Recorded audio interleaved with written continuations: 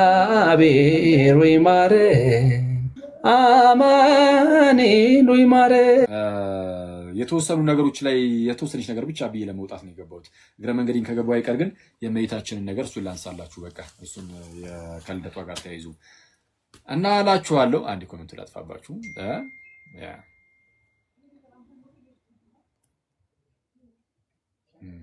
ሴቲንግስ ኮሜንት ሴቲንግስ ኦፍ።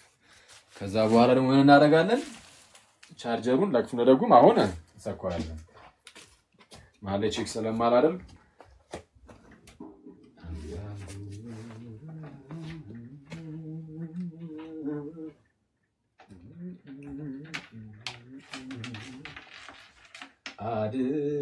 አድርገልኛልና በቸርነት አሜን።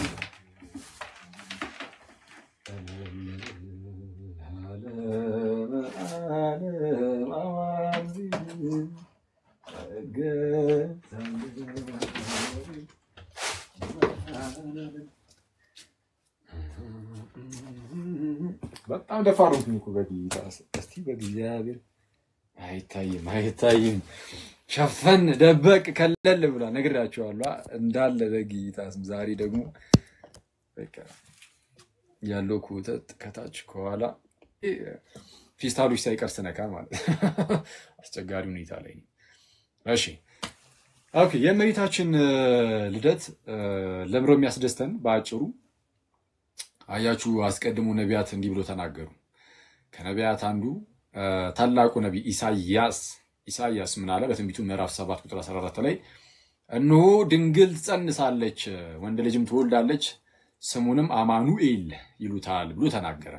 ልክ ከብዙ 100 ዓመታት በፊት ቀደም ብሎ ኢሳይያስ ምን ብሎ ተናገረ? እነሆ ድንግል ትጸንሳለች፣ ወንድ ልጅም ትወልዳለች፣ ስሙንም አማኑኤል ይሉታል ብሎ ተናገረ።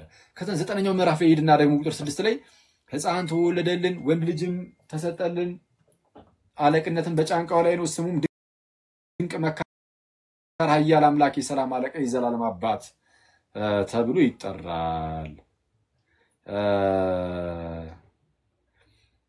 ብሎ ተናገረና ምንድነው ሕፃን ተወለደልን ብሎ ነው የተናገረው። እና ሕፃን ተወለደልን ያለው 7ኛው ምዕራፍ ላይ እነሆ ድንግል ትጸንሳለች፣ ወንድ ልጅም ትወልዳለች፣ ስሙን አማኑኤል ይሉታል ተብሎ የተነገረለት እርሱን ነው። ስሙም ድንቅ መካር፣ ኃያል አምላክ። መካር ማለት ነው ማለት ነው የሚመክር እንደማለት ነው። አይዚ ድንቅ መካር፣ ኃያል አምላክ፣ የሰላም አለቃ፣ ኃያል አምላክ ተብሎ ተጠራ። አማኑኤል ማለት ራሱ አምላክ ከኛ ጋር እንደማለት ነው አይደለ? እንደዛው ነው የተረጎመው። ማቴዎስ ወንጌል ምዕራፍ 1 ቁጥር 23 ላይ መልአኩ ሲተረጉመው ለማን? ለቅዱስ ዮሴፍ። ቅዱስ ዮሴፍ ጻድቅ ሆኖ እመቤታችን ልክ ጸንሳ ሲያያት ኦኬ ጸነሻው አስቡት። ቅዱስ ዮሴፍ በዛ ሰዓት የእመቤታችን እጮኛው ነው፣ ግን እንዳልተገናኙ ያውቃል። መቼስ ግልጽ ነው። እና የእመቤታችን ንጽህና በጣም ያስገርመው ነበር። ቅዱስ ዮሴፍ ራሱ የእመቤታችን ንጽህናን ያውቀዋል። እና ግን ጸንሳ አገኛት። ከተጸነሰ መቼስ ጽንስ የሚመጣው በምንድን ነው ጋይዝ? ያው ታውቁታላችሁ፣ ለእናንተ አልነግራችሁም። ጽንስ የሚመጣው በሆነ ግንኙነት ነው። ይኖዳት አይደል? አዎ። እና እሱን ግን አየና ቅዱስ ዮሴፍ የእመቤታችን ንጽህና ደግሞ ያሳሰበው ስለነበረ ሊገልጣት አልወደደም። ለአይሁዳውያን ይሄው እንዲህ ዝሙት ሰርታለች ሊል አልወደደም። ሰርታ አይደለም አዎ፣ ግን ለሱ ግን ሊመስለው የሚችለው እሱም ብቻ ነው የሚያቆም እሱ ነው። ከዛ ውጪ አይነት አሰራር ቅዱስ ዮሴፍ አይቶ አያውቅም። መውለድ የማይችሉ ሰዎች ሲወልዱ አይቶ ሊያውቅ ይችላል ማለት ቢያንስ በመጽሐፍት ላይ አይቶ ሊያውቅ ይችላል። ኤልሳቤጥንም ሊያይ ይችላል። ኤልሳቤጥ እዛው መውለድ የማትችሏ ሴትዮ እንድትወልድ አድርጓታል እግዚአብሔር። በመጽሐፍ ቅዱስ ላይ የነሳራን ታሪክ ሊያውቅ ይችላል። ዮሴፍ ግን ያለምንም ወንድ ዘር ጭራሹን ዝም ብሎ ድንግል በድንግል እንዲሁ ጸንስ ስታረቅ እንደዚህ አይነት ነገር አያውቅም። ስለዚህ ጸንሳ ሲያት ከሆነ ወንድ መስሎት ነበርና በዛው ደግሞ ምንድነው በተመሳሳይ ሰዓት ደግሞ ምን ትዝ ይሏል? የእርሷ ንጽህናዋ። ስለዚህ ንጽህናዋን እያሰበ ደግሞ እንዴት ነው አሳልፌ የምሰጣት? ጻድቅ ሆኖ ዮሴፍ ግን ጻድቅ ሆኖ ሊገልጣት ስላልወደደ በስውር ሊተዋት አሰበ አለ ማቴዎስ ወንጌል ምዕራፍ 1 ላይ አይደለ? እና ያኔ መልአኩ መጣ ነገረው። ኧረ አስቀድሞ በነቢይ የተነገረው ነው አለ። ኧረ ይሄው ድንግል ትጸንሳለች፣ ወንድ ልጅም ትወልዳለች የተባለው የነቢይ ቃል ይፈጸም ዘንድ የሆነ እሺ አማኑኤል ማለትም የስሙ ትርጓሜ አለና መልአኩ ተረጎሙ። ምን ብሎ? እግዚአብሔር ከእኛ ጋር ማለት ነው። አምላክ ከእኛ ጋር፣ አምላክ ከእኛ ጋር አምላክ ከእኛ ጋር የሆነ ልጅን ትወልዳለች ድንግሊቱ ተባለ። አሁን ይሄ መጨረሻው ተስፋ ነው። የነቢያት ሁሉ ተስፋቸው ይሄ ነው። ድንግል ትወልዳለች፣ አለቀ። ነፃ የሚያወጣ አምላክ አለቅነት በጫንቃው የሆነ ስሙ ድንቅ መካር ኃያል አምላክ የሰላም አለቃ የዘላለም አባት የሆነ እነዚህ ሁሉ ምን አይነት ስሞች ናቸው? እርሱነቱን የሚገልጹ የገላጭ ስሞች ናቸው። ኦኬ እርሱነቱን የሚገልጹ የገላጭ ስሞች ናቸው። እና ሰው እንዲህ ያለ ልጅ ከሆነች ሴት ይወለዳል እየተባለ ነው። ከድንግሊቱ ልክ ቅዱስ ጳውሎስ በኋላ ላይ ይመጣና ምን ይላል? ገላትያ ምዕራፍ 4 ላይ እግዚአብሔር በዘመን ፍጻሜ በዘመን ፍጻሜ አሁን ነቢያቱ ሲያዩ ነበር። አርቀው ማለት ከሩቅ አይተው ነው ሊሳለሙት የሚችሉት። እና የዛ ዘመን ፍጻሜ ደረሰ። በዘመን ፍጻሜ ከሴት የተወለደ ልጁን ላከ ይላል አይደል? እግዚአብሔር ከሴት የተወለደ ከግንበታቸው የተወለደ ልጁን ላከ ይላል። በዘመን ፍጻሜ ከማን? ከሴት የተወለደው። አሁን የዘመኑ ፍጻሜ ማለት በዛ አነጋገር የጌታችን የክርስቶስ ኢየሱስ መምጣቱ ነው። የእርሱ መምጣት ከድንግሊቱ ነው። እና ምንድነው ነቢያቱ የሆነ ነፃ የሚያወጣን ጌታ እኮ ይመጣልናል፣ እርሱ ደግሞ የሚመጣው ከሆነች ድንግል ነው ብለው ነው እያሰቡ ያሉት። አስባችሁታል ጋይስ? እየጠበቁ ያሉት የሆነ ነፃ አውጪ መሲህ ክርስቶስ ይመጣልናል፣ ጌታ ይመጣልናል ብለው ነው ባይዜ የሚያስቡት። ነቢየ እግዚአብሔር ዳዊትም ይላል ጌታ ጌታዬን ጠላቶችን በእግርህ መረገጫ ለጠላቶችን ለእግርህ መረገጫ እስካደርግ ድረስ በቀኝ ተቀመጥ አለው ይላል። ሰው ጌታ ጌታዬን ነው የሚለው። ጌታ ጌታዬን እና ኢየሱስን ማለት ጌታ እግዚአብሔር አብ ማለት ነው። ጌታዬን እግዚአብሔር ወልድን ነው። ያው ጌታ ጌታዬን መሲሁን ማለት ነው።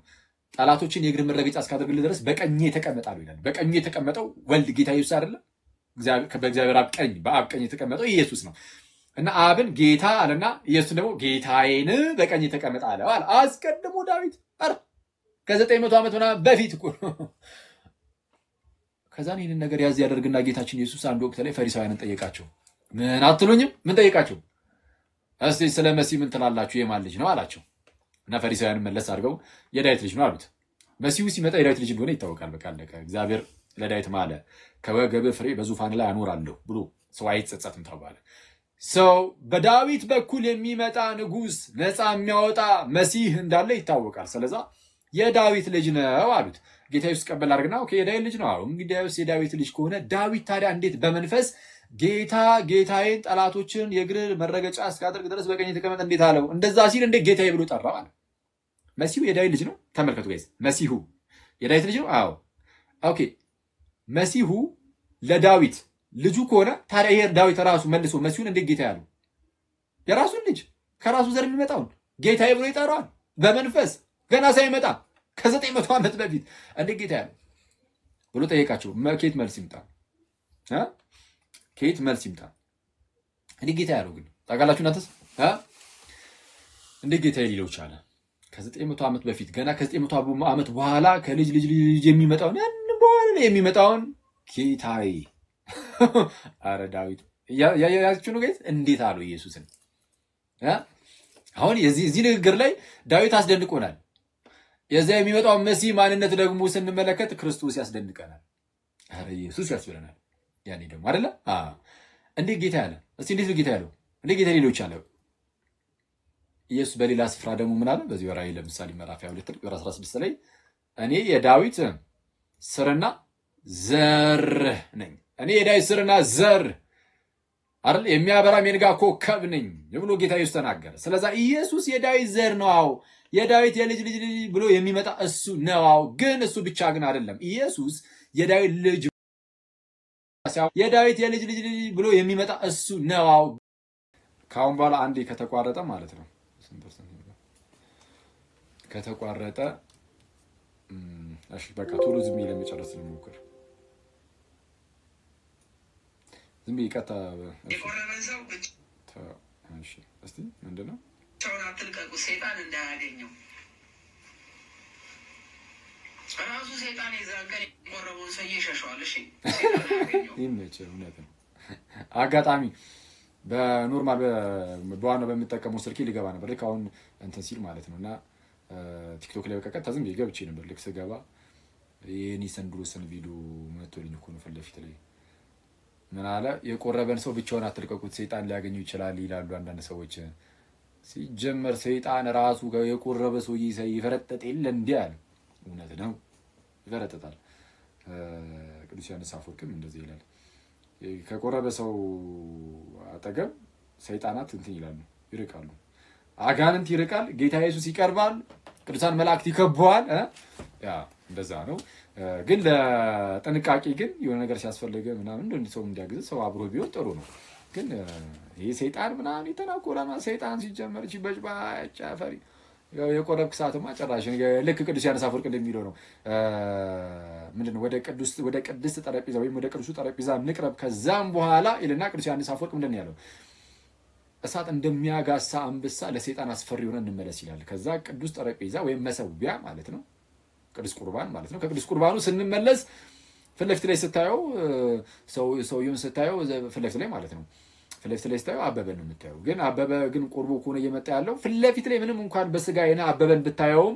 ግን በመንፈሳዊው ዓለም ግን ሰይጣን ሲያየው እሺ እንዴት ነው የሚያየው አንተ አበበ ብለን እንደምታየው አይደለም ሰይጣን የሚያየው የጌታ ኢየሱስን ስጋና ደም ተቀብሎ ልክ ሲመጣ ሰይጣን የሚያየው እሳት እንደሚያጋሳ አንበሳ አስፈሪ ሆኖ ነው የሚታየው አበበና አበበ ይመችም እንዳበበ ቁረቡና ሰዎች የምር ምን መቁረብ አለብን ከቅዱስ ሚስጥር መራቅ የለብንም ኤኒዌይስ እሺ ጌታ ኢየሱስ ላይ ጌታ ኢየሱስን ዳዊት አስቀድሞ ከ900 ምናምን ዓመት በኋላ የሚመጣውን ልጁን ጌታ ያለበት ምክንያት ምንድነው አልኳችሁ ጌታ ኢየሱስ እኔ የዳዊት ስርና ዘር ነኝ የሚያበራ ንጋት ኮከብ ነኝ ብሎ ተናግሯልና ኢየሱስ ለዳዊት ዘሩ ብቻ ሳይሆን ስሩም ጭምር ነው አለቀ ኢየሱስ ለዳዊት ዘሩ ነው ከከርሱ ዘር ተገኝቷልና የዳዊት ዘሩ ነው ግን የዳዊት ዘሩ ብቻ ግን አይደለም የኔ ተወዳጆች የዳዊት ምኑም ጭምር ነው ስሩም ጭምር ነው አስገኙም ነው ሁሉ በእርሱ ሆነ ተብሎ የተነገረለት የእግዚአብሔር ቃል ነው ኢየሱስ የእግዚአብሔር ቃል ከመሆኑ አንፃር ሁሉ በእርሱ የተገኘ ስለሆነ ዳዊት ራሱን በእርሱ የተገኘ ነው የዳዊት ስሩ አስገኘው ኢየሱስ ነው የዳዊት አስገኘው የሆነው እርሱ ከዳዊት ደግሞ በስጋ ሲገኝ ያለ ስለዚህ ክርስቶስ በስጋ ከአባቶች መጣ እንደተባለ ሮሜ 9 ለምሳሌ ምን ብሎ ተናገረ ቅዱስ ጳውሎስ ሮሜ 9 ቁጥር 5 ላይ አባቶች ለእነርሱ ናቸውና ይልና ያው ለአይሁዳውያን አባቶችም ለእነርሱ ናቸውና ከእነርሱም ደግሞ ክርስቶስ በስጋ መጣ ይላል ከእነርሱም ደግሞ ክርስቶስ በምን በስጋ ምክንያቱም አስቀድሞ ከስጋ ውጪ ያለ ህልውና አለው የእግዚአብሔር ቃል እንደመሆኑ መንፈስ ሆኖ የእግዚአብሔር ቃል እንደመሆኑ ያለ ስጋ ይኖር ነበር ከዘላለም እርሱ ግን በስጋ ከአባቶች መጣ ነው ኦኬ ምንድነው ከእነርሱም ክርስቶስ በስጋ መጣ ይልና እርሱም ጌታ ኢየሱስ ማለት ነው ከሁሉ በላይ ሆኖ ለዘላለም የተባረከ አምላክ ነው አሜን ይላል እርሱም ከሁሉ በላይ ሆኖ ለዘላለም የተባረከ አምላክ ነው እና ለማንኛውም ጌታ ኢየሱስ የዳዊት ዘር ብቻ ሳይሆን ስሩም ጭምር ነውና ዳዊት ልጄ ብሎ ቢጠራው እንኳን ጌታዬ ይሏል ደግሞ መልሶ ስለዚህ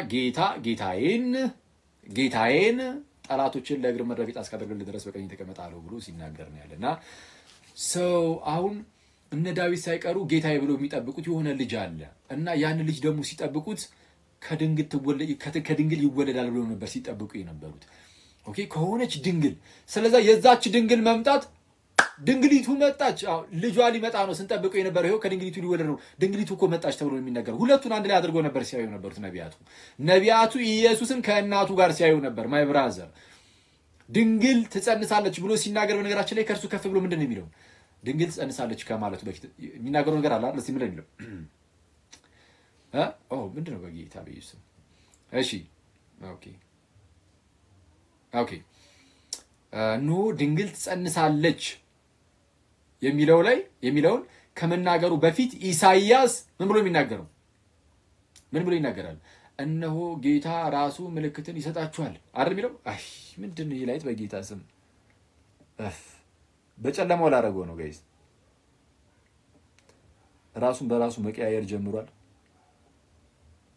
እንቀንሰው ላይናችን ይሄ ነው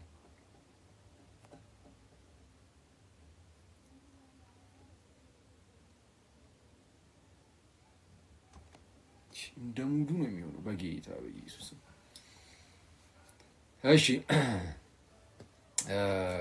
ኦኬ ሲያዩ ልጁም እርሱም ኢየሱስን ማለት ነው ከእናቱ ጋር ነው የሚያዩት። ከእናቱ ጋር ያዩና እንዳልኳችሁ ኢሳይያስም እንደተናገረው ምዕራፍ 7 ከላይ ከፍ ብሎ እነሆ ጌታ ራሱ ምልክትን ይሰጣችኋል ይላል። መጀመሪያ ምን አረበ ቅዱስ ሚካኤል እግዚአብሔር ይገስጽ አንተ ላይት ማን ነው ሪንግ ላይት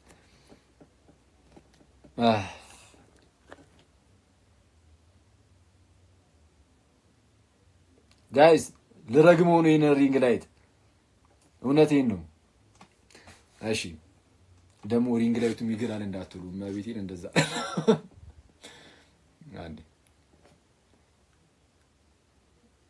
አንዴ ቆይ እንትን ይመስለኛል። ቆይ አክቹአሊ እኔ ብቻ አይደለም የነ ኢዮባም እንደዚህ መሃል ላይ እንትን ይላል ይቀየራል ያጠፋል ምናምንና እሺ አንዴ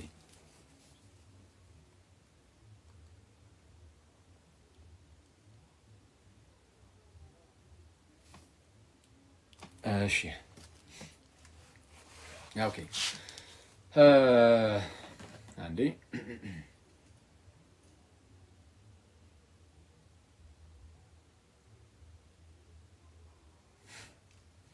እሺ ነብዩ ኢሳይያስ ምን ብሎ ተናገረ? እንደግመዋለን ይሄንን ቃል ትላለ እነሆ ጌታ ራሱ ምልክትን ይሰጣችኋል አለና ምልክትን ይሰጣችኋል ካለ በኋላ ምን አይነት ምልክትን ነው የሚሰጣችሁ? ድንግል ትጸንሳለች ወንድ ልጅም ትወልዳለች አለ። አይተዋል? ታላቁ ምልክት ድንግል መጽነሷ ነው። እነሆ ጌታ ራሱ ምልክትን ይሰጣችኋል፣ ድንግል ትጸንሳለች ወንድ ልጅም ትወልዳለች ስሙን አማኑኤል ይሉታል ተባለ። ስለዚህ አሁን ምልክትነቱ በድንግሊቱ በኩል መጥቷል። ድንግል መሆኗ በራሱ ምልክት ነው። ስለዚህ የእርሷ መምጣት ይሄው ድንግሊቱ መጣች፣ ከእርሷ ደግሞ ልጇ እኮ ይሄው ሊወለድ ነው። ተስፋ ያደረግነው ነገር መጣ። ይሄው ድንግሊቱ እናት ይሄው ድንግሊቱ ከመጣች ልጇ ደግሞ አለ። እንደዚህ ያ ስለሆነ የዘመን ፍጻሜ ማብቂያው በድንግል ማርያም በኩል ይሆናል ማለት ነው። ምክንያቱም ከእርሷ ማን ስለሚወለድ ጌታ ኢየሱስ ስለሚወለድ አቡነ ይሽሞዳ በዛ መልኩ ያስቀምጣሉ። በዘመን ፍጻሜ እግዚአብሔር ከሴት የተወለደ ልጅ ነው አለ። አይተዋል? ነቢያቱ አስቀድመው ድንግል ጸንሳለች ምናምን እያሉ ተናገሩና ከዛ በኋላ መጨረሻ ላይ ከተወለደ በኋላ ቅዱስ ጳውሎስ ደግሞ እግዚአብሔር በዘመን ፍጻሜ ከሴት የተወለደው ልጅ ነው አለ። ከድንግሊቱ ከሴት የተወለደው ልጅ ከሕግም በታች የተወለደው ላካለ እና የእመቤታችን መወለድ ምን ደስታ ያመጣል ከተባለ ድንግሊቱ ከተወለደች ተስፋ ሲደረግ የነበረው ማነው ጌታ ኢየሱስ ስላለ ከእርሷ ጋር አብራ ስትጠቀስ ስለነበረች የእርሷ መወለድ ለክርስቶስ ኢየሱስ ቀርቦ ነው ማለት ነው። በቃ ለእርሱ መምጣት ይሄው በቃ የእርሱ እናት መጣች ሊወለድ ነው አለቀ። አይተዋል? ለምሳሌ የእርሷ እናት መወለዷ የእመቤታችን ማለት ነው የቅድስታና በዚህ ደረጃ አሁን እንደ ቢግ ዲል አይደለም አይደለ? ለምን አይታወቅም? አሁን ከእርሷ ክርስቶስ ስለማይወለድ ነቢያቱም ሲመሰክሩ ምንድነው ድንግሊቱና መሲሁን ሲያነሱ እንደነበረው አሁን ለእርሷ ለቅድስታና አይደለም የተነሳው ለእመቤታችን ነው። ስለዚህ የእመቤታችን እናት ያን ያህል ላይሆን ይችላል። ነቢያቱ ግን የሚመጣውን መሲህ ወይም ያንን ጌታ ከእናቱ ጋር አንድ ላይ ያደርጉ ያውም እናቱ ላይ እግዚአብሔር ምልክት እንዳስቀመጠም ስለሚያውቁ የጌታ እናት ላይ ማለት ነው የእመቤታችን ላይ ወላዲተ አምላክ ላይ የተቀመጠ ምልክት አለ። እነሆ ጌታ ራሱ ምልክትን ይሰጣችኋል የሚል አይደለ? ልክ እርሷ ስትመጣ ይኸው የተናገርንላት እግዚአብሔር መንፈስ ቅዱስ ያሳየን ሴት እቹት ይላሉ። ኧረ በስመ አብ! አሁን ያኔ ደስታውን አስቡት። ደረሰ እኮ የዘመን ፍጻሜ።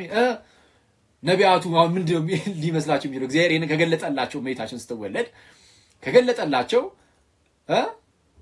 ምን ያህል ይሆን በእግዚአብሔር የሚያመሰግኑት? ምን ያህል ይሆን ለእግዚአብሔር የሚዘምሩት? ድንግሊቱ ተወለደች። እነሆ ከእርሷ ያ ሕፃን ልጅ ሊወለድ ነው። የእርሷ መወለድ እንግዲህ ካላስደሰተ ማይ ብራዘር ያልታወቀብህ ሰይጣን ነው። ይሄንን በድፍረት ነው የምናገረው። መብራንን የእመቤታችን መወለድ አያስደስተኝም የሚል ሰው ካለ ድብቅ አይደለም። ይሄ ግልጥ የሆነ በጣም አደገኛ ያጋንንታዊ ነገር ነው እና የእመቤታችን መወለድ በእውነት ያስደስተናል። በእውነት አክቹአሊ እንኳን የእመቤታችንና የኔ መወለድ ያስደስታል።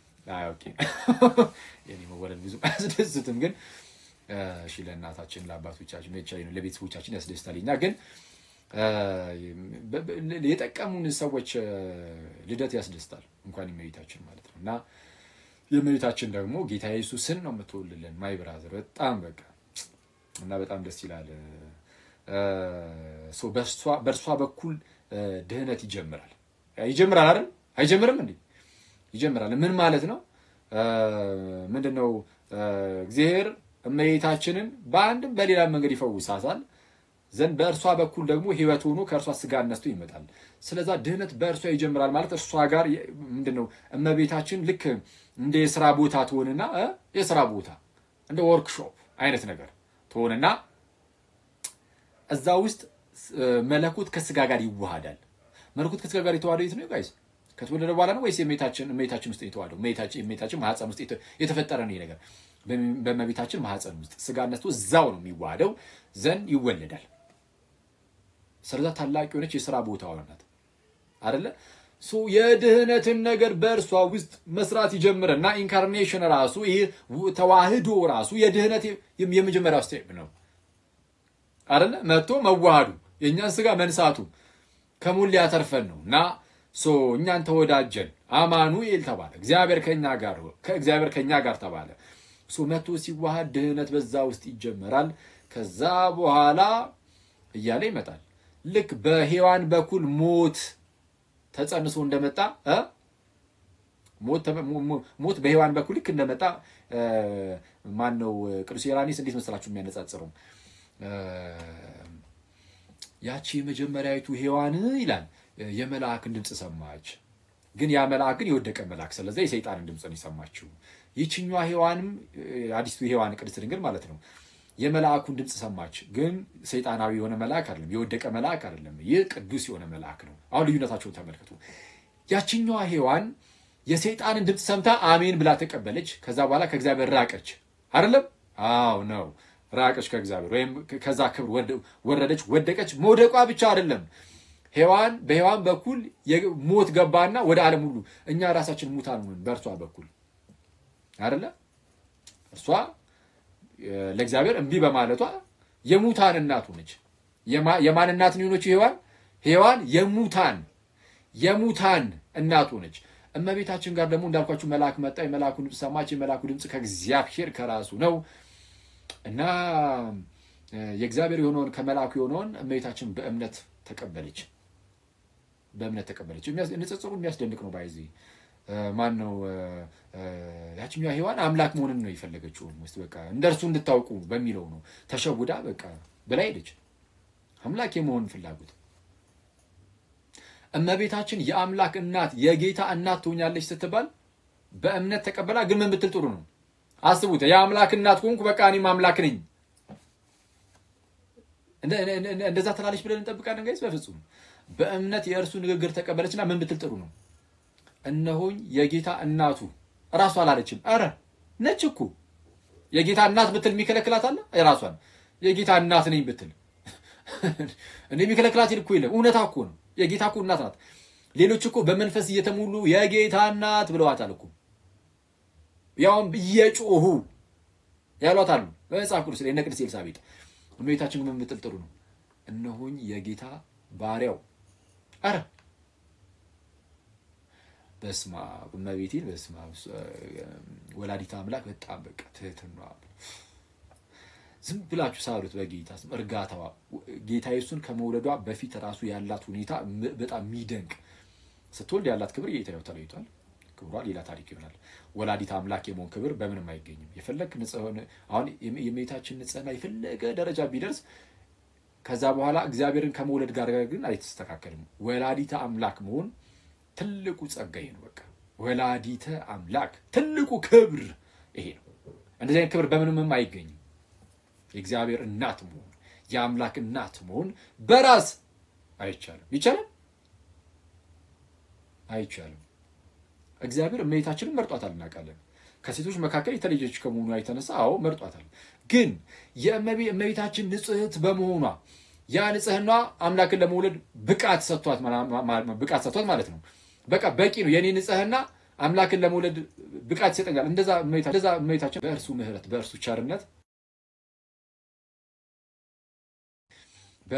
በእርሱ ቸርነት የብቸኛ ልጁ የኢየሱስ ክርስቶስ እናቱ እንድትሆን ቅድስት ድንግልን መረጣት በምህረት በቸርነት።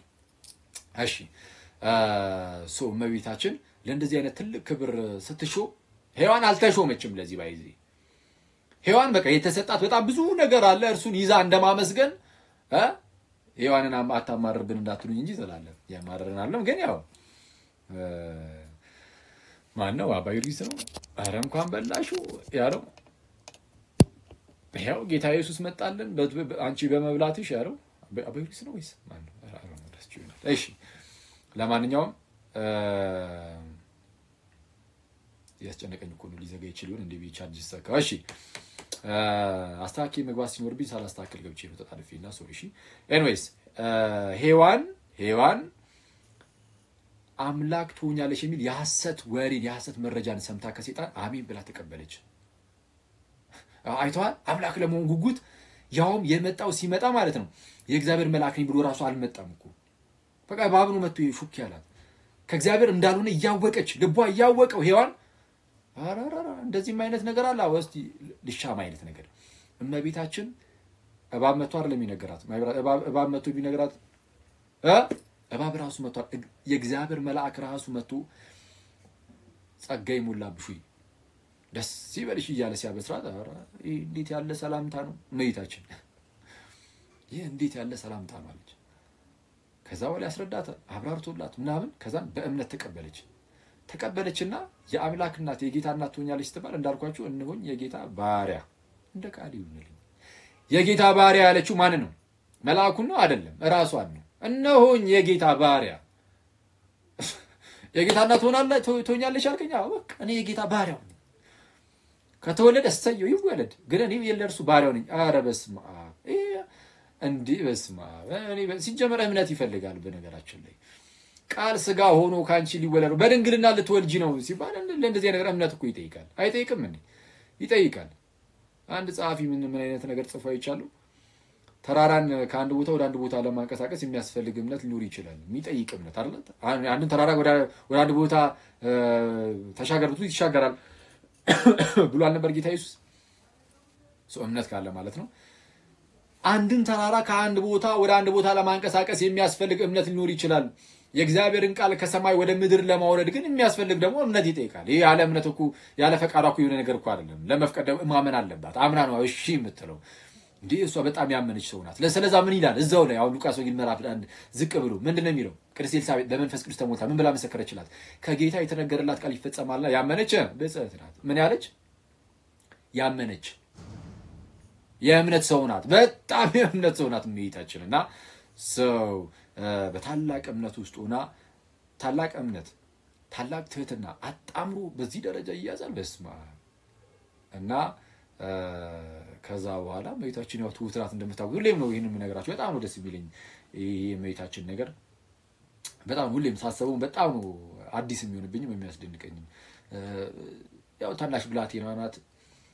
በእድሜዋ ካረጀች በኋላ ወደ ጸነሰችው ወደ አክስቷ ወደ ኤልሳቤጥ ትሄዳለች። ወደ ዘመዶ ወደ ኤልሳቤጥ ትሄዳለች። አዛ መንፈስ ይልክ እመቤታችን ሰላም ስትላት መንፈስ ቅዱስ መጥቶ ቢሞላባት በትልቋ ሴትዮ በቅድስት ኤልሳቤጥ ላይ ቅድስት አልኳት። ሉቃስ ወንጌል ምዕራፍ 6 ቅድስት ስለሚላት ነው ኤልሳቤጥ እና ሰው በቅድስት ኤልሳቤጥ ላይ ገና የእመቤታችን የሰላምቷ ድምጽ ወደ ጆሮዋ ሲገባ እኮ ነው መንፈስ ቅዱስ መጥቶ ቢወርድስ እና ኤልሳቤጥ መሰከረች። መንፈስ ቅዱስ ልክ በእርሷ ላይ ሲሞላ በታላቅ ድምጽ ጮሃ መሰከረች። ምን ብላ? በታላቅ ድምጽ ጮሃ ምን ብላ መሰከረች? ምን አለች? የሰላምታሽ ድምጽ በጆሮዬ በመጣ ጊዜ ጽንሱ በማህፀኔ ዘሏል። አርለልችሁ በጣም የሚያስገርም እኮ ነው። ጽንሱ ሳይቀር ዘለለ። ጽንሱ ማን ነበር ያኔ?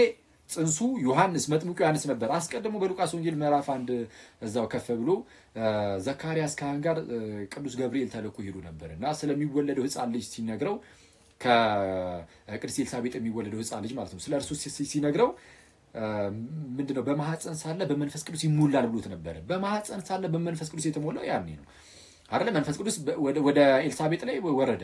ልክ ሲወርድ በማህፀኗ ያለው ጽንስ ሳይቀር ዘለለ። ስለዛ ለኤልሳ ማን ነው ለሕፃኑ ልጅ የመጣው መንፈስ ቅዱስ ነው። በኤልሳቤጥ ላይም ይሞላል። ስለዛ መንፈስ ቅዱስ ጽንሱንም እናትየዋንም ሞልቶ ጽንሱን ከውስጥ ያዘልላል። ከላይ እናትየዋን ደግሞ በታላቅ ድምጽ እያስጮኸ እነሆ የጌታ እናት ወደ እኔ ትመጣ ዘንድ ኧረ እንዴት ይሆንልኛል እያለች እንድትጮህ ያደርጋታል። በታላቅ ድምፅ ጮኻ ነው የሚለው። በታላቅ ድምፅ ጮኻ እነሆኝ የጌታዬ እናት ኧረ በስመ አብ የጌታዬ እናት የሚለው ስሟ የአምላኬ እናት በስመ አብ። ይሄ በቃ ምን አይነት ክብር ነው ይሄ! በስመ አብ ለምን መሰለህ ትልቅ ክብር ነው። የጌታዬ እናት ያ ጌታዬ የተባለው አካል ለቅድስት ኤልሳቤጥ ብቻ አይደለም ጌታነቱ።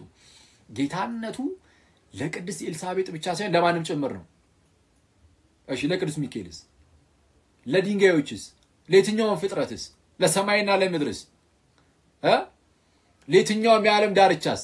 ለሁሉም ጌታቸው ኢየሱስ ክርስቶስ አይደለም ወይ ነው? የኤልሳቤጥ ጌታ የቅዱስ ሚካኤል ጌታ ነው። ኤልሳቤጥ የጌታዬ እናት ካለቻት ቅዱስ ሚካኤልም ያ ጌታ የእርሱም ጌታ ስለሆነ ልክ ወደ ምድር ሲመጣ በስጋ ሲገለጥ ምናምን ቅዱስ ሚካኤል ለኢየሱስ ለቅዱስ ሚካኤል ጌታው መሆኑን የሚያውቀው ይመስላችኋል? በፍጹም። ዕብራውያን ምዕራፍ 1 ላይ ምንድን ነው ያለው? በኩሩን ወደ ዓለም ሲያገባ ይላል። ለክ በኩሩን ኢየሱስን የመጀመሪያው ልጅ ማለት ነው። በኩሩን ወደ ዓለም ሲያገባ ወደ ዓለም የገባው በእመቤታችን በኩል ነው አይደል? አዎ ነው። በኩሩን ወደ ዓለም ሲያገባ ይላል የእግዚአብሔር መላእክት ሁሉ እሺ ለእርሱ ይስገዱ ይላል። እነማን? ቅዱስ ሚካኤልና ቅዱስ ገብርኤል ብቻ ነው? የእግዚአብሔር መላእክት ሁሉ ለበኩሩ ለጌታችንና ለመድኃኒታችን ለኢየሱስ ክርስቶስ ለእርሱ ይስገዱ ይላል። ስለዛ ቅዱስ ሚካኤል በኩሩ ወደ ዓለም ሲገባ በርከክ ብሎ ጌታዬ ይላል አይልም? ይላል። ቅዱስ ሚካኤል ቅዱስ ገብርኤል በጌታ ኢየሱስ ፊት በኩሩ ወደ ዓለም ሲገባ በርከክ ብሎ ጌታዬ ይላል። እመቤታችንንስ ቅድስት ኤልሳቤጥ ምንድን ያለቻት? የጌታዬ እናት አይደል? ማይ ብራዘር ቅዱስ ሚካኤል ወላዲተ አምላክን የጌታዬ እናት ነው የሚላት። የአምላኬ እናት። ኧረ በስመ አብ። እኔ ይሄ የእመቤታችን ነገር በጣም በጣም ክርስቶስን በጣም የሚያስደንቅ ነው። በጣም የሚያስደንቅ ነው። እና ኤንዌይስ እንድች ያለች ይህቺ እመቤት የእርሷ ደግሞ ልደቷ ነው። ነገ ልደቷ ነው። እና ይህንን ነገር ማሰብ በጣም ድንቅ ነው። የእመቤታችን ልደት ለኛ በጣም ደስታችን ነው። በጣም የነቢያት ሁሉ ተስፋቸውም ጭምር ነበረች። በመናቃለን አልኳችሁ ከልጇ ጋር አብሮ እሷን የሚያዩት ነበር በትንቢት ነው። ድንግል ጸንሳለች። ያው ምልክት ጌታ ራሱ ምልክትን ይሰጣቸዋል ካለ በኋላ እንደዛ ያለው ድንግል ጸንሳለች ሲል ነበር። ስለዛ ተስፋቸው ናት።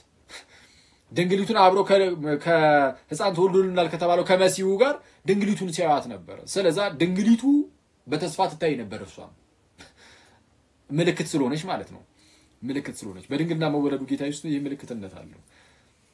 እና የእመቤታችን መወለድ በጣም ለኛ ደስታችን ነው። ከእርሷ ደግሞ በጣም ብዙ የምንማሩ ነገር አለ። ይሄ እምነቱ ትህትናው እንዳልኳችሁ እንዴ አንተ እንደዛ በታላቅ ድምጽ ጮኻ የጌታዬ እናት ወደ እኔ ትመጣ ዘንድ እንዴት ይሆንልኛል?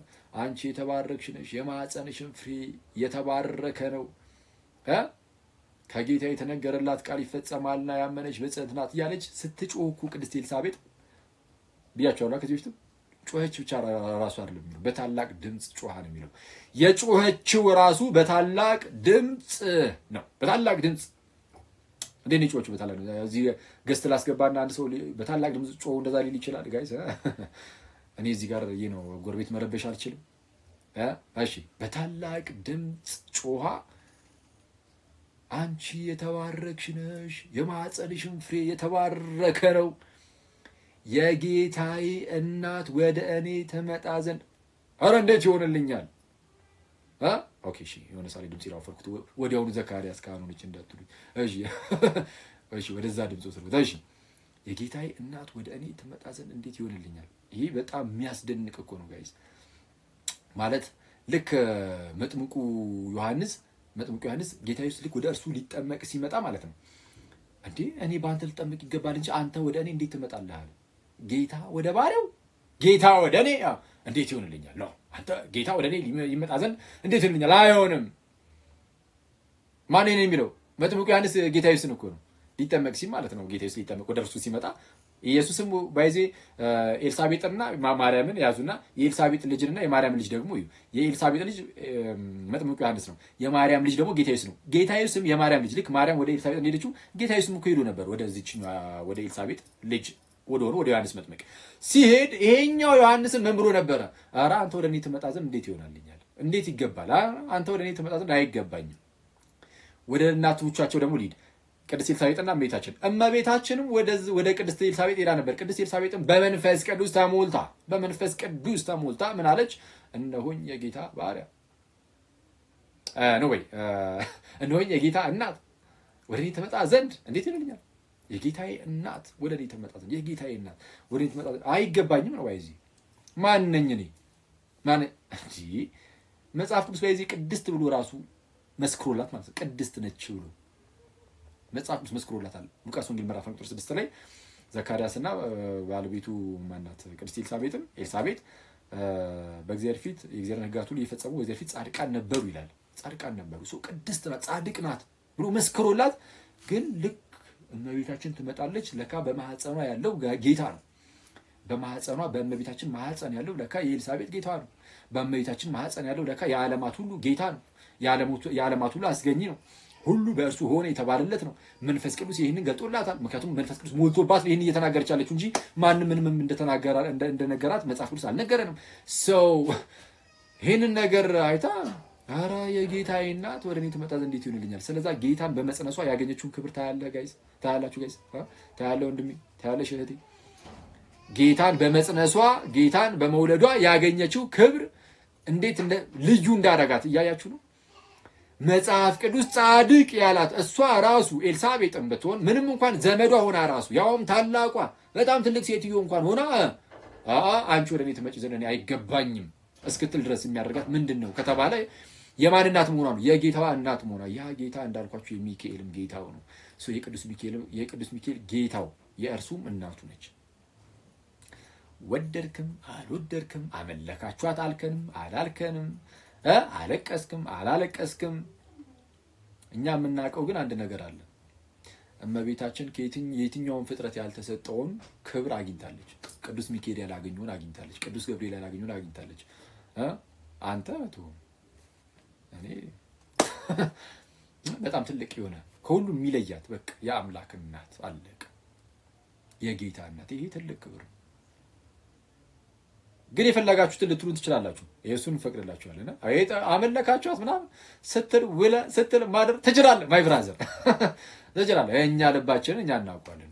የምናመልከውን ብቻውን የሆነውን ጌታ ኢየሱስን የወለደችው እናቱ በስመ አብ እናታችን ልትሆን ራሱ አይገባንም እኮ። ጌታ በጣም በምህረቱ ባለጠጋ ስለሆነ ነው እንጂ ልክ እግዚአብሔር በምህረቱ ባለጠጋ እንደሆነ እንደተባለ ጌታ ኢየሱስም የባህሪ ልጅ ነውና በምህረቱ ባለጠጋ ስለሆነ እናቱ አድርጎ የሰጠን እንጂ አንተ ትገባለህ የእመቤታችን ልጅ ለመሆን አትገባም። ማይ ብራዘር አትገባም። አንገባም። ግን ጌታ በምህረቱ ግን እናቱ አድርጎ ሰጥቶናል። እናቱ አድርጎ ሰጥቶናል ማለት ከራሱ ጋር በምህረቱ አንድ አድርጎናል እያልን እኮ ነው። ከጌታ ኢየሱስ ጋር አንድ የሆንን እኛ ለኛ እኮ ነው የእመቤታችን እናት የሆነችው አይደለም እንዴ? ከጌታ ጋር አንድ ስለሆንን የእርሱ እናት የኛም እናታችን ሆነች። እንደዛ ነው። ስለዚህ አሁን ሔዋን የሙታን እናት ሆነች። ሔዋን የሙታን ሁሉ እናት ሆነች። እመቤታችን ግን በልጇ በክርስቶስ በኩል የሚድኑ የእነርሱ የሕያዋን እናት ሆነች። የሕያዋን እናት ነች። አንዳንድ ሰው ነው እናት አይደለችም ካልክ በሙታን መንደር ሆነ እንዴት እናት ትሆናለች? አይደለችም። አይቷን አይደለችም። በቃ ሙት ነህ ሲጀመር። እንደዛ ካልክ አንተ የሙት ከነ ማለት ነው። እዚህ ቀደም ብያችሁ ነበር። ቆይ ኤግዛክትሊ ጥቅሷን ቆይ ላውጣት። ቅዱስ ጳውሎስ ያለው ከሌላ ቲክቶከር ጋር እንዳታገናኙት። እሺ ቲቶ ምዕራፍ 2 ላይ ነው። ቆይ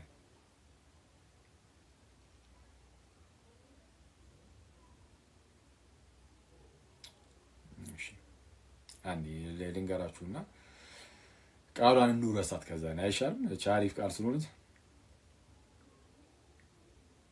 እንዲህ ይላል። ቲቶ ምዕራፍ 3 ቁጥር 8 ላይ ተመልከቱ ይላል።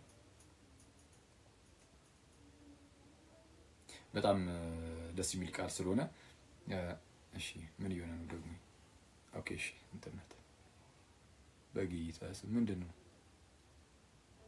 ምን ጀመረ ቲክቶክ?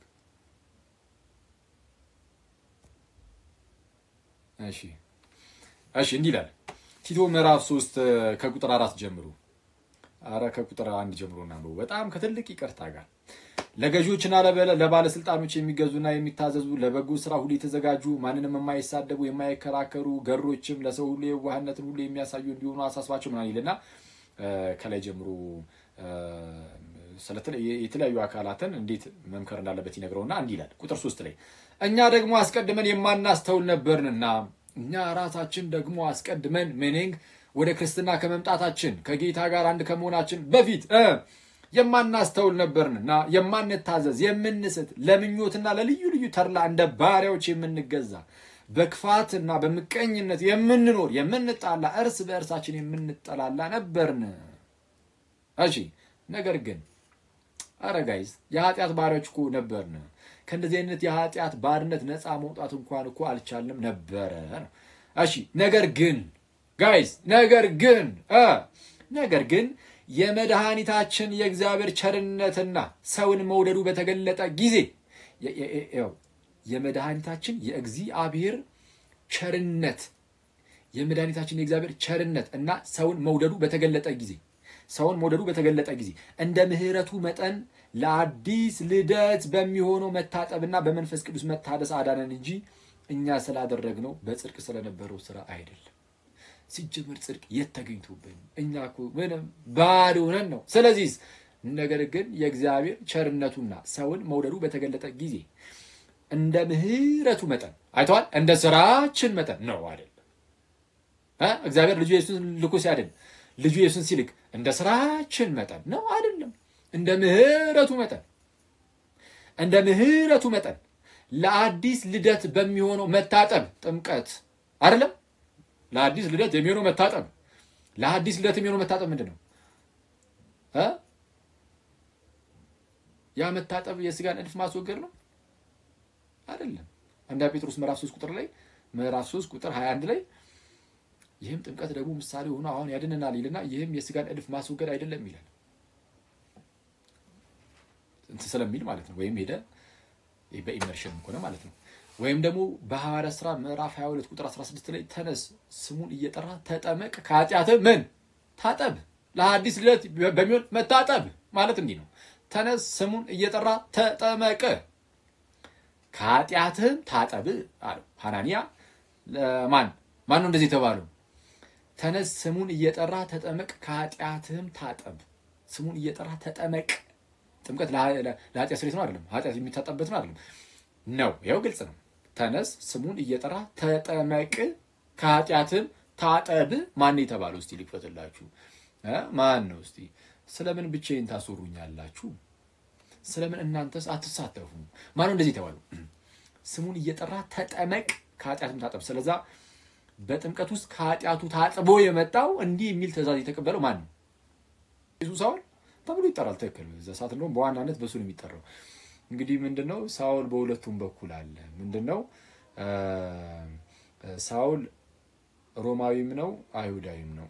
በአይሁዳዊ ስሙ ሳውል በአይሁዳዊ ስሙ የተርሴሱ ሳውል እየተባለ ይጠራል።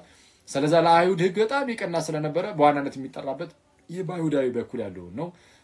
ስለዛ ተርሴሱ ሳውል እየተባለ የሚጠራው ሳውል እንግዲህ ከብንያም ነገድ የሆነው የመጀመሪያው የእስራኤል ንጉስም ሳውል ነበር የሚባለው ስሙ ታውቃላችሁ። ዘን በሮማዊ ስሙ ጳውሎስ የሚሉ ደግሞ ሮማዊ ስሙ ነው። በቤተሰብም ወገን በአንድ ወገን ከአይሁዳዊ በአንድ ወገን በሮማዊ በኩል ስለሆነ ልክ ወደ ክርስትና መጥቶ ግን ወንጌልን ለአሕዛብ ማሰራጨት ሲጀምር ግን በአሕዛብ መንደር ሲል ጳውሎስ የሚለውን ስም በዋናነት መጠቀም ጀመረ። ለምን? ስሙ ጳውሎስ ነው፣ የኛው ሰው ነው እንዲሉ ማለት ነው። አይተዋል። እንዲህ በብልህነት ባይዘው ወንጌል ይሰበካል ማለት ነው። እየዋሸ ምናምን ሳይሆን ከስሙ ያም ስለነበረ እንደዛ አደረገ። ስለዛ ምንድነው እንደ ምህረቱ መጠን ለአዲስ ልደት በሚሆን መታጠብ አለ። ጳውሎስ ምን ተብሎ ነበር? ተነስ ስሙን እየጠራ ምን ተጠመቅ ምንድነው? ተነስ ስሙን እየጠራ ተጠመቅ ከኃጢአትም ታጠብ። መታጠብ ሉትሮን መታጠብ እጥበት ለአዲስ ልደት የሚሆን መታጠብ ተብሎ ይጠራል። በአዲስ ኪዳን በኢየሱስ ታሪክ ውስጥም ጥምቀት ሲጠራ መታጠብ እጥበት ተብሎ ይጠራል። ሉትሮን የሚለው ቃል ለባፕቲዝም ለዚህ ለጥምቀት ይጠራል። እንዲህ ይሄ ቃሉ የጥምቀት ቃል ነው። ይሄንን ምንድነው እየጠቀሱ አባቶቻችንም ኢቭን የፕሮቴስታንቲዝም አባት ማነው ስሙ ዶክተር ማርቲን ሉተር ራሱ ይሄንን ጥቅስ ጠቅሶ ለጥምቀት እንደሆነ ይናገራል። ይሄ ጥምቀት ነው። ለማንኛውም ግን ሰው በዛ በጥምቀት ውስጥ በቃ ዳግሞ ወለደን ኧረ በስመ አብ ስጦታ አይዛት ጥምቀት ውስጥ ልክ ሄደህ ስትገባ በክርስቶስ የተሰራውን የማዳን ስራ አንተ ላይ አድርጎት መንፈስ ቅዱስ ከዛ እግዚአብሔር ከላይ ይወልዳል። በዛ ውስጥ ይሄው ተወልደ አዲስ ወግ ምንም ሳልሰራ ነው። አዎ እንዲሁ እንዴት እንደ ምህረቱ መጠን እንደ ምህረቱ መጠን ሰው ምን አለ እንደ ምህረቱ መጠን ለአዲስ ልደት በሚሆነው መታጠብና በመንፈስ ቅዱስ በመታደስ አዳነን እንጂ አይተዋል። ስትታጠብ በዛ ውስጥ መንፈስ ቅዱስ ደግሞ ያድሳል። በመታደስ አዳነን እንጂ እኛ ስላደረግነው በጽድቅ ስለነበረው ስራ አይደለም። በጽድቅ ስለነበረው ስራ አስቀድሞ ማለት አይቻልም። እንደዛ ማራ ባይዚ እንደዛ አይቻል። አሁን እንደ አሮጌ እንዳልታደሰ ሰው ጸጋን እንዳልተቀበለ ሰው አራኒ ነው አልችልም በቃ ስራማ ዝም ብዬ እንደዛ ነው አይደለም። ጸጋ ተሰጥቶ ታድሳል።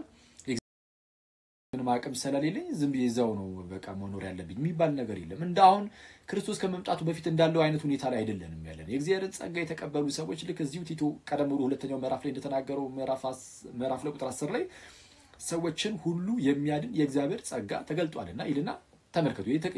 የተገለጠው ጸጋ ሰዎችን ሁሉ የሚያድን ነው። ግን ያ ጸጋ ይላል ምን ይላል? ኃጢአተኝነትንና ዓለማዊ ምኞትን ክደን የተባረከውን ተስፋችን ነው እርሱም የታላቁ አምላካችንና የመድኃኒታችንን የኢየሱስ ክርስቶስን ክብር መገለጥ እየጠበቅን እንዴት ልኖር እንደሚገባ ያስተምረናል ይላል። ስለዚህ ይህ ጸጋ ተቀበለ ደግሞ ካልክ ጸጋው እንደማካፋት ነውና ይህ ለኛ ነው ለክርስቲያን እንደምቶች ነው። የተጠመቃችሁ ሁሉ ለአዲስ ልደት የሚሆነውን መታጠብ ያገኛችሁ ሁሉ በዛው መታደስን አግኝታችኋል። የእግዚአብሔርን መንፈስ ተቀበላችኋል። ጸጋውን ተቀበላችኋል። ተቀበለናል። ስለዚህ ይህንን ጸጋ መጠቀም አለብን ነው። እሺ አሁን ከኛ የሚጠበቀው ጸጋውን መጠቀም። ልንወርቅ እንችላለን። አዎ እንችላለን። አፍተሩል ጸጋው እኮ አስገድዶ እጅን ጠምዝዞ ኃጢአት እንዳትሰራ ምናምን ዘው ደፍቆ የሚያስቀርህ አይደለም። ግን አቅሙን ግን ይሰጣል። ከኃጢአት ነፃ እንድትወጣ፣ ከኃጢአት ልምምዶች ውስጥ እንድትወጣ፣ ከተለያዩ ነገሮች ውስጥ አልባሌ ከሆኑ ነገሮች ውስጥ ሁሉ እንድትወጣ የእግዚአብሔር ጸጋ ኃይልን ይሰጣል ጋይስ። ለዚህ ደግሞ የእግዚአብሔርን ጸጋ ቶሎ የምናገኝባቸው ቅዱስ ሚስጥራት መካፈል፣ ከቅዱስ ሚስጥር መካፈል፣ ከቅዱስ ቁርባን ሁሌ ንስሐ እየገቡ ወደ እግዚአብሔር መመለስ፣ ወደ እግዚአብሔር ተመልሰን ከቅዱስ ሚስጥር በተካፈለን ጊዜ ጌታ ኢየሱስ ምን አለ? ስጋዬን የበላ ደሜን የጠጣ እኔ በእርሱ እኖራለሁ እርሱም በእኔ ይኖራል አለ። ስለዚህ ልክ ስጋና ደሙን ስንቀበል ጌታ ኢየሱስ በእኛ መኖር ይጀምራል። እኛም ደግሞ በእርሱ በእርሱ ስንሆን ፍሬን እናፈራለን። ጌታ ኢየሱስ በእኛ ሲሆን ደግሞ ከክርስቶስ የተነሳ ሕግን ሁሉ መፈጸም እንችላለን። ክርስቶስ የሕግ ፍጻሜ ነውና የሚያምኑ ሁሉ ይጸድቁ ዘንድ ክርስቶስ የሕግ ፍጻሜ ነው እንደተባለ በሮሜ 10 ላይ ክርስቶስ እንደመርገም ጨርቅ ሆነ ምናምን ይላል ብለህ የብሉይ ኪዳን ጥቅስ እየጠቀስክ ለራስህ አፕላይ የምታደርግ ከሆነ አደገኛ ነው። እነርሱ ሕግ ብቻ ነበራቸው። ሕግ በሙሴ ተሰጥቶ ነበር። አሁን ጸጋ ተገልጧል ማለት ነው። በእምነት በኩል ይሆናል። እሺ ምን አለ? አሁን ይሄን ሁሉ ነገር እንግዲህ ነገር ያመጣዋል ጋይስ። አክቹዋሊ አስረግጬ የሚለው ቃል እንረሰው ቃሉ ማለት ሌላ ቲክቶከሮች ስለሚጠቀሙት ራሱም ላይ ፈርዶ ኃጢአትን እንዲያደርግ አውቀ አንድ ጊዜ ሁለት ጊዜም ከገሰጽከው በኋላ እንዲህ ከሚመስል ሰው ራቅ። ምንፍቅናን የሚያስተምር ሰው አለ። አዎ ከእንደዚህ አይነት ሰው በቃ አንዴ ሁለቴ ተገስጿል ነው እምቢ ካለ ከእንደዚህ አይነት ሰው መራቅ ነው አይደለም። እኛ ቲቶ ራሱ እንደዛ ነው የተባለው። አዝዋል ቲቶ ከጳውሎስ እግር ስር ቁጭ ብሎ የሚማር ከእርሱ ጋር አብሮ ወደዛ የሚል ሰው በቃ ምንፍቅናን ከሚያስተምር ሰው ራቅ ነው የተባለው። እኛማ እንዴት አብዝተን አንርቅ እና እንደዛ ነው። አስረግጠህ ትነግር ዘንድ እፈቅዳለሁ ይላል። አስረግጠን የምንናገረው እመቤታችንን ባናመልካትም በእውነት እንዳልኳችሁ ነው። ያመለካችኋትን በሉ who cares እናንተ አላችሁ አላላችሁ ምን ታመጣለህ? እኛ እናምልካት እንጂ አንድ ወጣጤ ወይም አንድ ጎረምሳ ተነስቶ ለምሳሌ ታመልካለህ ብሎ ድርቅ ቢል እኔ ጋር አክሊል ራሱን ያውቃል። እመቤታችንን ያመልካል። እመቤታችንን ባመልካት መጀመሪያ ልብሷን የምትቀድስ እሷ ናት። ልክ እነ ሐዋርያቱ እንዳደረጉት ማለት ነው። ስለዚህ እመቤታችንን የምጠቅም ነኝ ነው? በፍጹም። እንደዛ ካደረኩኝ የእመቤታችን ጠላት ነኝ፣ የእግዚአብሔር ጠላት ነኝ፣ የጌታ ጠላት ነኝ። እንደማናመልካት ይታወቃል። ግን ተነስተህ ታመልካለህ እያልክ 30,000 ጊዜ ስትከስ ብትኖር እኛ የልባችንን እንይዝና እንደማናመልካት እርግጠኞች ነንና ሲጀምር መልስ እንኳን አያስፈልገውም። ለማንኛውም ሺህ ጊዜ እንደዛ ብትል ለእመቤታችን ያለው ክብር ግን ሊቀንስ አይችልም። አለቅ ከእርሷ ጋር በክብር የሚገዳደር አብረህ ልታቆም የምትችለው ካለ ከፍጥረት አንድ አሳየን፣ ከመላእክትም አሳየን፣ ከሰዎችም አሳየን። ማሳየት ይችላል ከእመቤታችን ጋር አለ ካለ አሳየን። በክብር ከእርሷ ጋር እስቲ ይቀራረባል የምትለውን እስቲ አሳየን። እኔ ኮሜንት ሳበራ እንደውም እስቲ እናያቸዋለን ፕሮቴስታንት ወንድሞቼ። በርግጥ እኔ ጋር የሚመጡት ችግሩ ፕሮቴስታንት ወንድሞች ይህ ሲሳደቡ የሚውሉ በሐሰት ሲከሱ የሚውሉ ምናምን እንደነሱ አይነት አይደሉም። እነሱም ይመጣሉ በርግጥ ግን እነሱ ድምጻቸውን አያሰሙም። እኔ ጋር የሚመጡት በጣም ልባም የሆኑ ፕሮቴስታንቶች ናቸው ብዙ ጊዜ እስካየሁት ማለት ነው። የእግዚአብሔርን ቃል የሚሰጥ ከሆነ በቃ ገብተው ተማምረው ምናምን እንደሱ ብላቸው ተሳስበው ይሄዳሉ። አለቀ። ጥሩ ነው። እነሱ በክብር ከእመቤታችን ጋር እኩል የሆነ አለ ብለው የሚያስቡ አይመስለኝም። ካለ ግን ችግር የለውም ይነግሩንና ከዚህ አንፃር ብለን ደግሞ እንሄድበታለን። እና እንደዛ ነው እናንተ ሰዎች። እሺ ይሄኛው እንዳለ ሆኖ የእመቤታችን ጉዳይ ኦኬ ይሄ እንዳለ ሆኖ ሰሞኑን የተነሱ አንዳንድ ጭቅጭቆች አሉ። በአንድም በሌላም ምክንያት ከላይቭ ላይ እየጠፋ ጋይስ እንትን እኮ አለ። አሁን ኢየሱስ የዓለም ቤዛ የሚሉን ራሱ ልንሄድበት ይገባ ነበር እኮ በጣም ተደበስብሶ ቀረ አይደል? ለሰው ዘር ሁሉ ኢየሱስ ክርስቶስ ቤዛ ነው አይደለም የሚለው ተደበስብሶ ቀረ። እመቤታችን ቤዛ ስትባል እንዴት እንደሆነ አሳይተናል። ያው ቤዛ የሚለው ቃል ቀላል ነው። ከመጽሐፍ ቅዱስም ከምንም አሳይተናል። አለቀ። ምንም ለየትኛውም አካል ሊሰጥ የሚችል ነው። ለጌታ ኢየሱስ ብቻ ይሰጣል የሚለው የፕሮቴስታንቶች ውሸት ነው። ቆይ አንዴ ፕሮቴስታንቶች እንደዛ ሲሉ ለኢየሱስ ብቻ ነው የሚሰጠው ሲሉ ሞቶ ከማዳኑ አንፃር ያሉ ከሆነ ትክክል ናቸው፣ አንፈርድም። ግን ቃሉ እንደ ቃል ራሱ ለምንም መዋልከው ለምንም በቃ ለኢየሱስ ብቻ ነው የምንሰጠው ከሆነ ግን ይሄ ውሸት ይባላል። የለም እንደዚህ አይነት ትምህርት የለም። አንዴ ሊንቀሩ ደግሞ ኢንሻአላህ ስለሱን አሳይተናል። አሁን ኢየሱስ የሰው ዘር ሁሉ ቤዛ ነው አይደለም የሚለው ራሱ እኮ ጥያቄ ሆኗል ፕሮቴስታንቶቹ ጋር አጨቃጫቂ ስለሆነ ማለት ነው። ኢየሱስ ለሰው ዘር ሁሉ ሞቷል አልሞተም የሚለው አንዳንዱ ፕሮቴስታንት አልሞተም ይላል፣ አንዳንዱ ፕሮቴስታንት አረ ሞቷል ይላል። ተስማሙ አይሻልም? ያ ብትስማሙ መልካም ነው። ኢየሱስ በጣም የሚያስገርመው ደግሞ ኢየሱስ እርሱ ለሰው ዘር ሁሉ አልሞተም የሚለውን ድናል ክርስቲያን ይሏል አሉ ይመጣል ከኛ ጋር አብረ ፕሮቴስታንት ነው የሚለው ድናል ነው የሚለው። ስለዚህ ይሄ አሁን ለክርስቶስ የምር ያናል አሁን እንደው አይ ነው ለክርስቶስ የሚቀርኑ ፕሮቴስታንት ወንድሞች እንዳሉ አውቃለሁ። ከበፊትም ጀምሮ እላለሁ ክጂም አላውቅም። በጣም ልባም ፕሮቴስታንቶች እንዳሉ አምናለሁ። እኔ ራሴን በቅርበት የማውቃቸው ብዙዎች ይኖራሉ። እና እግዚአብሔር በነገር ሁሉ ደግሞ ይርዳችሁ። እንደዚህ አይነት ፕሮቴስታንቶችን ማለት ነው ልባም ፕሮቴስታንቶች አሉ ነው ግልጽ ነው። በጣም ምስኪኖች የዋሆች ምናምን በቀናነት ነገሮችን የሚያዩ ምናምን አሉ። እዚህ ሚዲያ ላይ ደግሞ የምናውቃቸው ደግሞ አሉ በጣም ብዙዎች። ሌሎች ደግሞ ልክ እንደዚህ ሆነ በጣም በቃ ተጠምደው የሚውሉት ስለ ክርስቶስ በመናገር እንኳን አይደለም። እኔ ክርስቶስን የሚያውቁትም አይመስለኝም ጋይስ። ስለ ክርስቶስ በመናገር ሳይሆን በቃ ዝም ብሎ ወይ ቤተክርስቲያንን ሲያጥላሉ የመዋል ወይ የግለሰቦችን ስም ያነሱ በመዋል ምን እንደዛ አለ እና ዋሉ መዋላቸውን አንጠላውም፣ ጥሩ ነው።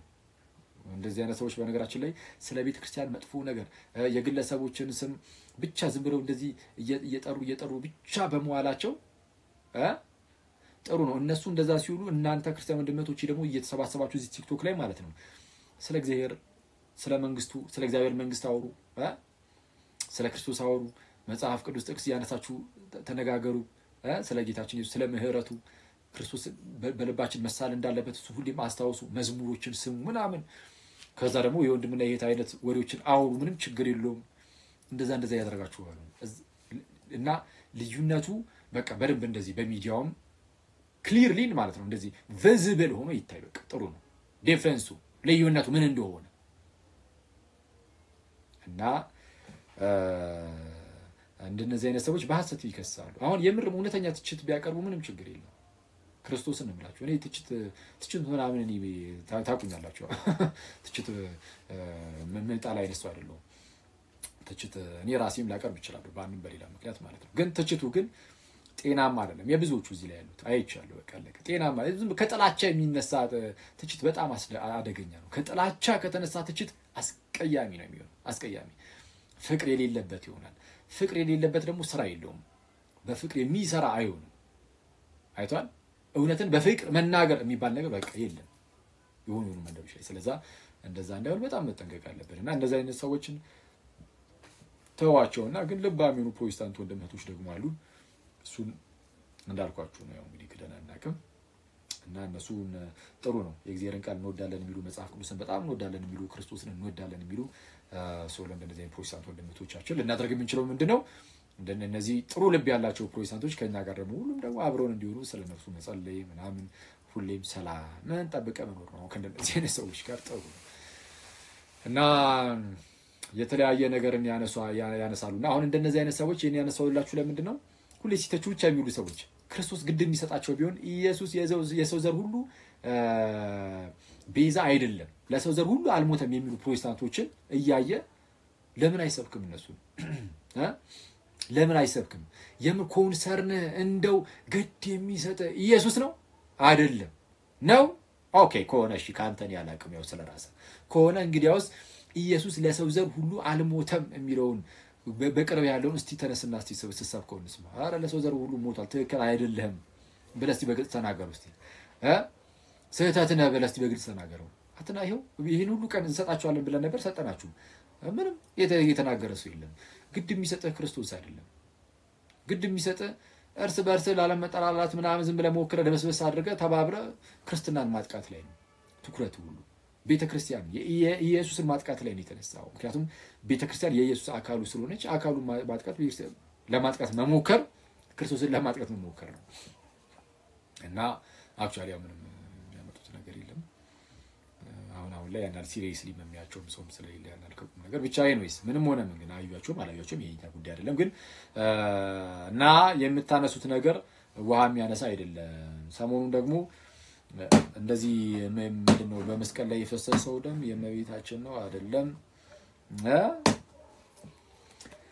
የምንበላው ቅዱስ ቁርባን ላይ የምንበላው ያ የጌታ ስጋና ደምም የእመቤታችን ነው አይደለም ምናምን የሚለው ላይ እሱ ላይ እንደዚህ ሲያነሱ ነበርና አሁን ይሄንን እንደዚህ ብሎ ያስተማሩ መምህራን አባቶች ምናምን አንድ ሁለት አይቻሉና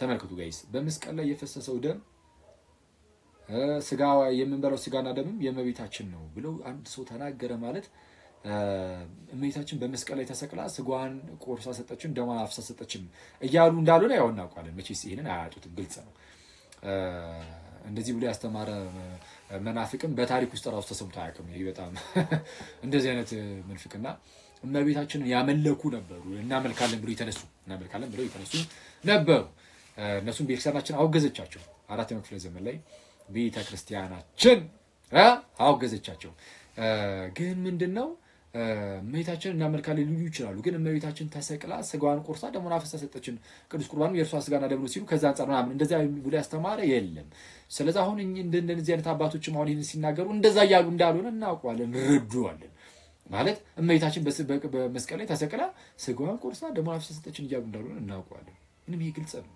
ግን ንግግራቸው ግን ያው ስተት ነው አስቸጋሪ ነው ደሙን ያፈሰሰው እግዚአብሔር በገዛ ደሙ ያጃት ቤርሳንን ይላል ስለዚህ ደሙ የእግዚአብሔር ነው የመለኮት ነው የጌታ ኢየሱስ ነው አይደለ ልክ ዕብራውያን ምዕራፍ 9 ላይም በገዛ ደሙ ገባ እንጂ እንዳለ ማለት ነው በማን በገዛ ደሙ ያ ደሙ የራሱ የገዛ ደሙ ነው አለቀ ከመቤታችን ስጋ ነስቷል አሁን እዛ ቪዲዮ ላይ ብያችኋለሁ ዛሬ ሰርቻለሁ ቪዲዮ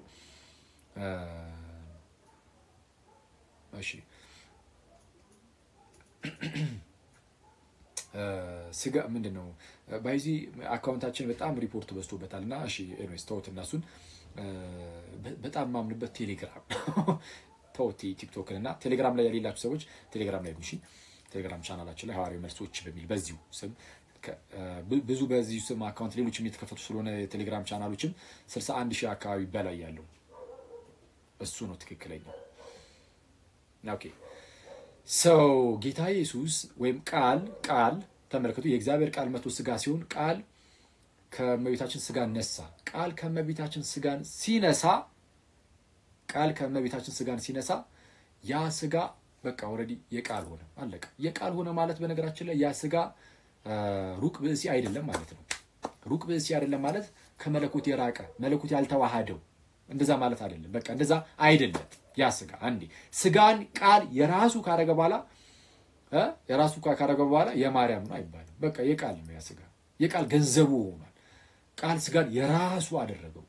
ስለዛ የራሱ ባደረገው ስጋ ሞተ። ስለዛ የፈሰሰው ደም ቃል ስጋን የራሱ ስላደረገ የእግዚአብሔር ደም ተብሎ ሊነገር ይችላል። በነገራችን ላይ ስጋ የራሱ የእግዚአብሔር ስለሆነ የመለኮት ስለሆነ አሁን አያችሁ ሰው ያ ስጋ የማርያም አይደለም የመለኮት ነው። የምንበላው ስጋና ደም የማን ነው? ስጋው የመለኮት ነው ወይስ የማርያም?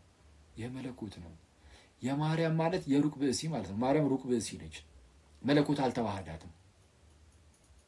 መለኮት ከእርሷ ስጋ ነስቶ ከእርሷ ተወለደ። በዛ ስጋ በነሳው በተዋሃደው ስጋ ተጸንሶ ተወለደ እንጂ መለኮት አልተዋሃዳትምና ሩቅ ብእሲ ናት እመቤታችን። ሩቅ ብእሲ ከመሆኑ አንፃር ከመለኮት የራቀች መለኮት ያልተዋሃዳት ከመሆኑ አንፃር የእርሷ ስጋ ማለት የሩቅ ብእሲ ስጋ እንደማለት ነው። የሩቅ ብእሲ ስጋና ደም ደግሞ ምን አይሰጥም? ህይወት አይሰጥም። የእመቤታችን ስጋና ደም ህይወት ይሰጣል? አይሰጥም። ህይወትን የሚሰጠው የማን ስጋና ደም ነው? የመለኮት። እሺ የመለኮት ደም ስለፈሰሰ የመለኮት የሆነው ያ ስጋ እሱ ማለት ነው። የመለኮት ደም ስለሆነ የፈሰሰው ለዓለም ሁሉ ኃጢአት ስርየት የሚሆን ሆነ እና እንደዛ ነው። ስለዛ ይሄ አገላለጹ ስህተት ነው። አገላለጽ ነው አይ ነው እረዳለሁ፣ ግን ስህተት ነው። እስቲ ስህተት እንደሆነ እንደዚህ በግልጽ እንናገራለን። በጣም ደስ የሚለውና አንድ ነገር ልንገራችሁ እዚህ ውስጥ ግን የቤተ ክርስቲያን አስተምህሮ የሚባል ነገር አለ። ለኛ የቤተ ክርስቲያን አስተምህሮ እያያችሁ ነው አይደለም? አክሊልን አይደለም የሆኑ ሌሎች ሰዎችን ጳጳስን ይመዝናል። ከኤርሳን አስተምህሮ ውጪ ከሆነ የትኛውም ሎካል ሲኖዶች ይመዘናሉ። አይደለም አንድ ጳጳስ ፓትሪያርኩ ይመዘናሉ በቤተ ክርስቲያን አስተምህሮ። ስለዛ የቤተ ክርስቲያን አስተምህሮ አለ። በቤተ ክርስቲያን አስተምህሮ ጳጳስ ራሱ ይመዘናሉ። ጳጳሳት ሲናገሩ ሲያስተምሩ ጳጳሳትን ታውቃላችሁ ተደፋፍረን እንደዚህ ምናምን በድፍረት ምናምን እንደዛ ምንናገር አይደለም አይደል? አንናገርም። በጣም በፍርሃት ነው። እንኳን ቀደም ስናገር ነበር አንድ ቤት ገብቼ እንኳን ለጳጳስና ለማያምኑ ሰዎች ራሱ ሲጠይቁን እኛ ያው ይሄን ነገር በደንብ ባንፈጽመው በሚያሳዝን ሁኔታ የማያምኑ ሰዎች ራሱ ከኢየሩሳሌም ውጪ የሆኑ ሰዎች ራሱ ሲጠይቁን ምን መልሰው እንዴት ነው የሚለው በእናንተ ስላለው ተስፋ ለሚጠይቋችሁ ሁሉ አለ ቅዱስ ጴጥሮስ በእናንተ ስላለው ተስፋ ለሚጠይቋችሁ ሁሉ መልስ ለመስጠት ዘወትር የተዘጋጃችሁ ሁኑ ይልና ነገር ግን በምን ይሁን? በየዋህነትና በፍርሃት ይሁን። አይተዋል? በየዋህነት ፕላስ በፍርሃት ከቤተ ክርስቲያን ውጪ ይላል። ለእስላሙ፣ ለጴንጤው፣ ለኤቲስቱ፣ ለየትኛው ለዋቄ ፈታው በድንጋይ ለሚያምነው በምንም ለሚያምነው ሲጠይቁን በእኛ ስላለው ተስፋ በእኛ ተስፋ አለ አይደል? የሚያስገርም ታላቅ የሆነ ተስፋ በክርስቶስ በኩል የሆነ ተስፋ እንዲህ ያለ ነገር መጥቶ ማንም ይጠይቀን ሲጠይቀን መሆን ያለብን እንዴት ነው? ከእንደዚህ ቤተ ምድር ተራሱ ይሁን ይሄ ኢንቴንሽናቸው ግን አይታችሁ ነው። ሆን ብሎ ይሄ ዝም ብሎ ጉንጫ አልፋ የሆነ ነገር ይዞ የሚመጣብህ ከሆነ መተው ነው በቃ አለ። አንዴ ሁለቴ ትመክረዋለህ፣ ከዛ በኋላ ከሱ ትረቃለህ። ግን የሚጠይቅ ካለ ግን በምን መልኩ ልንመልስ የሚገባው መጽሐፋችን እንደነገረን በየዋህነትና በፍርሃት። አረ አባቶቻችን ወይም እንደዚህ ጳጳሳቱ እረኞቻችን እነሱ ሲናገሩ ደግሞ ያው በጣም በእንትን ያው ልንናገር ይገባል። በየዋህነት በፍርሃት እንደው እዚች ጋር እንድች ምናምን ብለህ ያው ስለማታመቻምች ትምህርት ላይ ግዴታ መናገር ስላለበት እናገር። ስትናገር ግን በየዋህነትና በፍርሃት ሊሆን ይገባልና እንደዛ ነው። ሰው በኤርሳን አስተምህሮ ይመዘናሉ ነው። የቤተ ክርስቲያን አስተምህሮ ባይኖረን ኖሮ እስከ ምን ነበር ምን ሆነው? አንዱ ጳጳስ ሲነሳና አይ ይሄ እንዲህ ነው ሲሉ የራሳቸውን አስተምህሮ ይዘው ላጥ ሌላውን ጳጳስ የራሱን ትምህርት ሌላውን ጳጳስ ሌላውን ትምህርት እያለ ሁሉም የየራሱን ትምህርት ይዞ ይሄድ ነበረ። ግን የቤተ ክርስቲያን አስተምህሮ ሁሉንም ይመዝናልና የቤተ ክርስቲያን አስተምህሮ ማለት ቤተ ክርስቲያን የመሰረተችው ማለት ነው ብለህ ታስባለህ ወገኔ? አይደለም፣ እንደዛ ማለት አይደለም። እግዚአብሔር አንድ ጊዜ ለቤተ ክርስቲያን ፈጽሞ የሰጣት ሃይማኖት ወይም አስተምህሮ ማለት ነው። እግዚአብሔር ወይም ጌታ ኢየሱስ ለአካሉ ወይም ሙላቱ ለሆነችው ለአካሉ ለቤተ ክርስቲያን ሃይማኖትን ሰጥቷታል። አስተምህሩን እንዴ የክርስትናን አስተምህሮ እኮ የሰጠው እኮ ለቤተ ክርስቲያን ነው። ስለዛ ቤተ ክርስቲያን የዚህ እውነታ የዚህ አስተምህሮ ዲፖዚተሪ ሆናለች፣ ማከማቻው ሆናት። በዚህ ማከማቻ ስለሆነች በዛ ክምችት በዛ አስተምህሮ አንድ ጊዜ በተሰጣት በኤርሳን ውስጥ ባለው አስተምህሮ ሁሉም ይመዘናል። ስለዛ ማንም የግሉን እያስተማረ የራሱን ቸርች እየከፈተ ሲበጣጠቅ አይኖርም። ሁሉም እየተመዘነ እየታረመ እዛው እየታረመ ምን ያህል እንደሚመራ ግን ጥንቃቄ ይፈልጋል። ሁሉም እንደዛም ቢሆንም ጥንቃቄ ደግሞ ይፈልጋል። ወደ ሌላ አደጋ ሊያደርስ ስለሚችል ጥንት ላይም ልክ እንደዚህ አንዳንድ የአገላለጽ ችግሮች በመምጣታቸው ምክንያት እንደዚህ መከፋፈሎች ምናምን ሲታዩ ነበር። ስለዛ አገላለጾችን ማረም ማስተካከል በቅርቡ ጌታ ቢረዳን ቶሎ የመጽሐፍ ቅዱስ ጥናት ብንጀምር ሙዴ ነው። እስከዛው ግን ዝም ብለን መጽሐፍ ቅዱስ እያነበብን ነው። ባይዚ ኑ እዛ ቴሌግራም ቻናላችን ላይ እናነባለን ሁሌ። በአሁኑ ከብሉይ ኪዳን አንድ መጽሐፍ ብናነብ ሙዴ ነው።